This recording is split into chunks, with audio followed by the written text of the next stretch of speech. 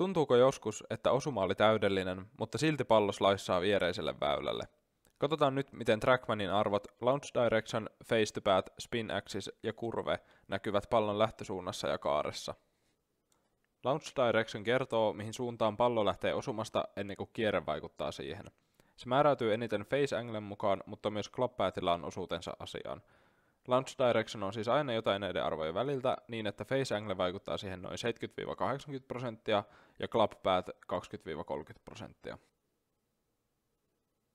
Face to Path tarkoittaa eroa Face Anglen ja Club Pathin välillä. Jos lapa on Club Pathiin nähden avoin, niin arvo on positiivinen, ja jos se on suljettu, niin arvo on negatiivinen. Face to Path on merkittävin tekijä pallon sivuttaiskierteelle, ja mitä lähempänä nollaa tämä arvo on, sitä suorempi lyönti tulee olemaan. Spin Axis kertoo pallon pyörimisakselin kallistumisen, mikä määrittää kuinka paljon pallo kaartaa ilmassa. Negatiivisesta arvosta seuraa pallon kaartuminen vasemmalle ja positiivisesta oikealle kääntyvä kaari. Suurin yksittäinen Spin Axisiin vaikuttava tekijä on Face to Path. Kurve kertoo metreinä kuinka paljon pallo kaartaa lentoradallaan sivuttaissuunnassa. Positiivinen Spin Axis saa pallon kaartamaan oikealle ja negatiivinen vasemmalle. Spin Axisien lisäksi vaikuttavia tekijöitä on pallon nopeus, sääolosuhteet ja varsinkin driverilla lavan osumakohta.